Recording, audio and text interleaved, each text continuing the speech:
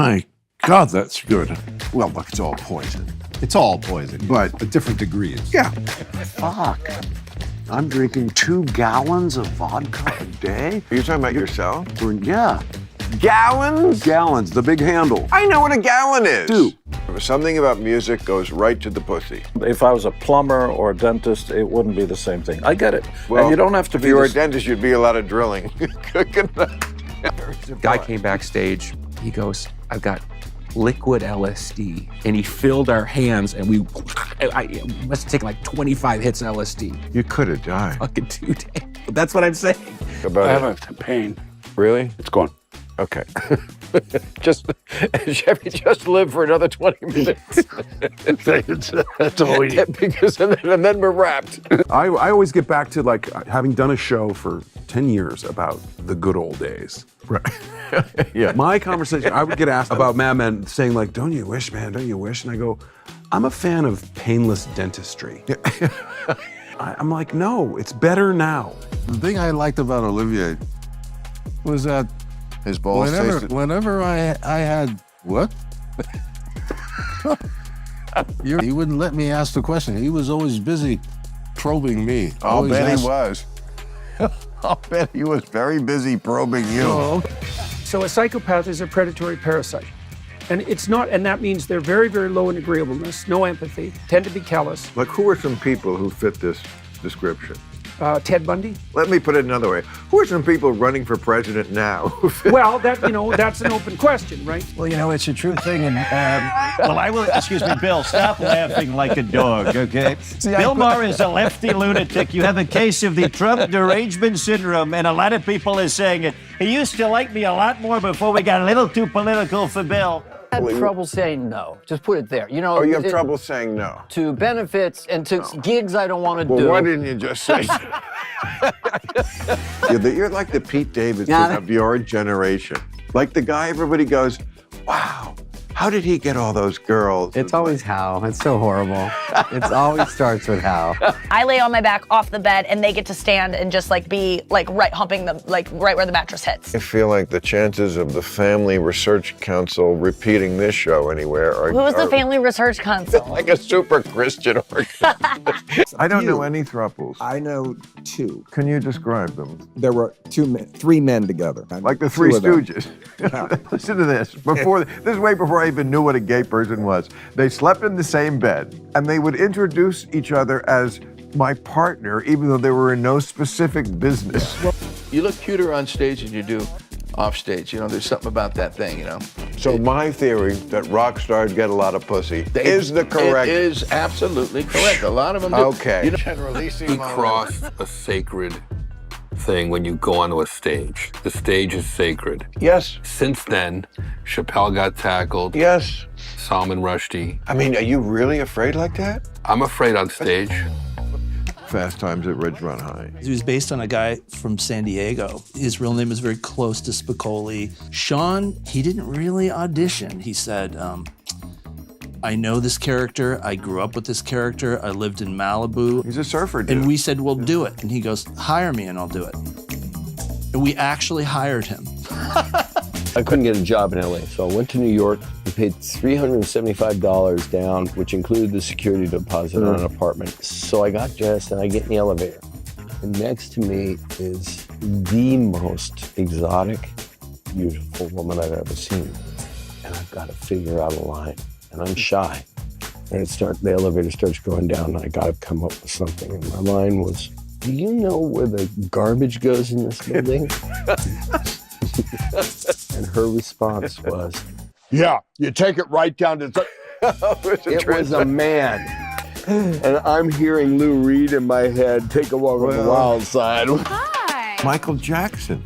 He's rehearsing, and, it's intermittently with Dr. Conrad Murray, currently now my personal doctor. Is he really? No. Oh my God. Yes. I'm like, wow. Yes. No wonder you look so good. Thank you. It's very strange, actually. It's really strange because you just forget where you are. Well, that's the nicest compliment you could give me. Here I am, lonely in my little club random, all by myself, smoking my blunts.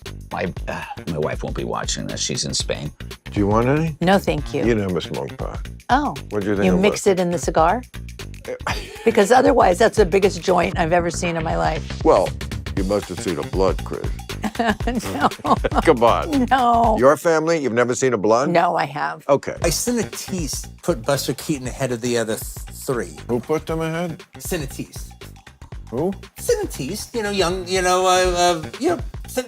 film buffs. I thought you were saying the name of some Spanish intellectual. No, Cineteast. Cineteast. I said it. I said it clearly. 17th century Jesuit priest. I said it. We had dinner with Gregory Peck, went out to my limo, we smoked a joint. Who's we? Me and you.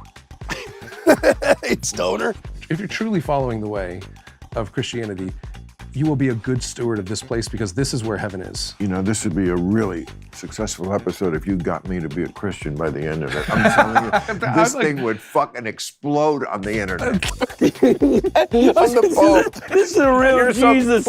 This is a Jesus moment. This is a real Jesus moment, dude. Who's the person that's been most wasted or stoned in here? You have to watch the Richard Dreyfuss episode. And that will answer your question. So, this girl, who was the picture of perfect innocence and beauty. And, oh God, now everybody's gonna be doing the Dreyfuss. No. Well, he had a rough day. And innocence, you say? Oh, yeah. I learned more about Richard Dreyfuss than I ever wanted to know. Incestuous Thoughts was the engine that drove my masturbation. Really? Yes. I'm telling you, Bill, I'm being honest with you. We're comedians, right?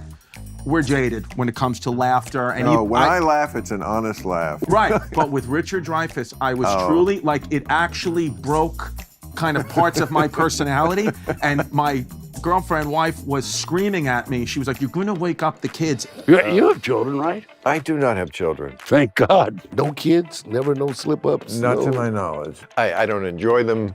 I never have. I didn't like kids when I was a kid. Yeah. Really?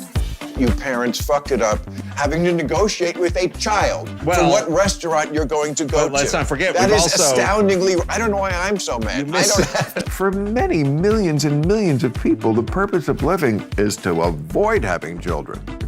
You know. Do you like kids? Do you actually like kids? Or... Why do you ask me this question for? Of course I don't like kids. You ask me questions about kids. I'm asking Jesus, you. But I just told you. Yeah. But weren't you the one who said everybody has a plan until they get hit? Absolutely. Now that's a great quote. Even with me, with everybody in life in general, right. we have to realize that things can happen. The day my divorce became final, I literally got the news and went to do Politically Incorrect. Wow. The next month, I had a Thanksgiving at home, and you came. You went to the children's table and you sat down and you said to my 8 and 6-year-old, you said, "So, okay, are you ready now for your mom to start dating?" I did. What did they say? They cried. When you're in the coffee clutch with your other egghead. What are we talking about? What's the gossip out there? What's putting a tingle in your anus? Okay. That would be Uranus. Right, when someone in an audience heckles, it's obvious they didn't get the joke. My friend George Wallace used to tell this story. He was on stage where I started out at Catch a Rising Star, and it's July. He says, well, I gotta go home and take my Christmas lights down. And the guy yells out, "You were a little late, pal."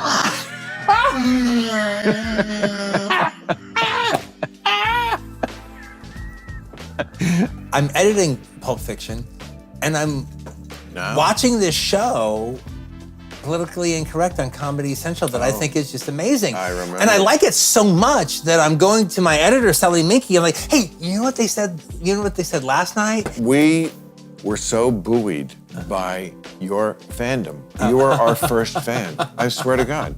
I grew up on Bill Maher. Right.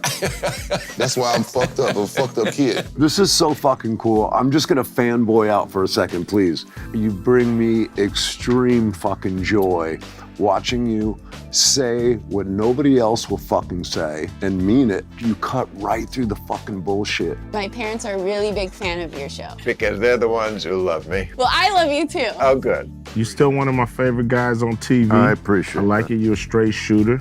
That's all you can ask for in this world nowadays. I never sell out. August 19th, he'll be at the Ovens Auditorium in Charlotte, North Carolina. June 16th and 17th. Oh, I'm in Vegas. We got to go to Vegas together sometime. The Hard Rock, Northfield, Ohio, Saturday, May 20th, September 2nd. The Grand Prairie, I think that's Dallas. Texas Trust CU Theater. Okay. So can I do a plug? Yes, and Bobby, you're running for president of the United States. I think we have a clip of. I don't want to win this election by seeing a political opponent eliminated by the federal police state. Because it happened. It's like they made it up. But this country has done one thing that was more amazing than any other. The peaceful transference of power. So many countries cannot get this right. Yes. And one guy, your boyfriend Donald Trump. Oh, come on. Broke this and come on, fucked don't give me the That's boyfriend exactly stuff. Come on. I'm running against him in this race, okay? I think I'm you're saying running this- to be his vice president. Well, I'm glad you smoked that view out. I've already said, and I'll say it again, I'm not going to work for any administration. So you would say no to his... Yeah, I would say no. Somebody better wake the fuck up. Joe Biden, the Democrat, Donald Trump, the Republican. Trump would be a betting favorite. And any 50-ish, not stupid, woke Democrat, that person can win. I've had Senator Chris Murphy on my podcast. There's another guy. Chris Murphy? Yes. So, how old is he? 50-ish. Yes. He looks like he's done. But I'm just saying, Chris anything, Murphy. if you just, As long as we know nothing about him, can we make him gay? It would help so much in the primary. Okay. It really would. Well, maybe he's ambitious enough for a basket. Have you ever had a homosexual experience? No. Why are you? But it's No. early. I was never destined to be a gay man. I don't know that I was destined to be a gay man. I happened to be married to one. Sometimes I'm in a store or something, and then they're like, there's some new way to pay or something, That's and I feel right. like the mermaid in Splash. Yeah, I want to right. go. Well, I still don't know why you haven't got married, but I am fully understanding why nobody has ever married you. Just talking sports is a waste of your talent. I worked for them for 16 years. They won't call me why.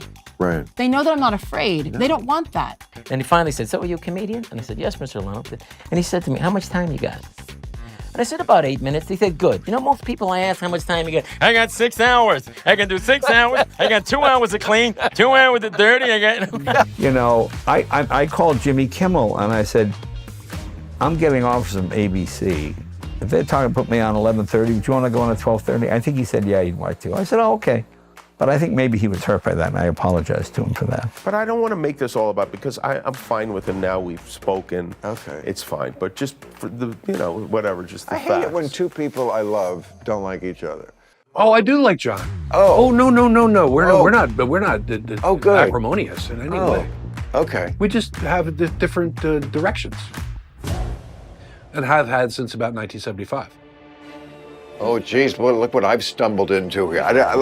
Why did JFK Jr. die? I get into all this stuff. Well, wait a second. I know why Okay. JFK Jr. died. Tell me there was no bomb in the back of the plane. You think there was a bomb in the back of the plane? Possibility, that's all. I don't trust the government. I do. See, You trust the government? I trust the people who work in the deep state. Bureaucrats. Yes, I do. The people with stale pizza on their desk and cold coffee. A sphere that is ruled by Satanists? Yes. Who are the Satanists? At the very top sits the Bank of International Settlements in Bern, Switzerland. I've got my savings account with them. If I say, okay, I agree with you That's on all it everything, is. can we move on? So there's no, Russia does Just tell not me what want the it. safe word They is. keep saying Russia invades Ukraine. I agree. They don't want Ukraine. So true. Who wants Ukraine? It's a Exactly. fucking mess. It's a sewer. As I've always said. Okay, but just to be clear, people did land on the moon. I don't know. Okay, there we go. I don't know. I do know. I just want to know why we didn't go back. We did go back. What, did we go back? What year? To the moon?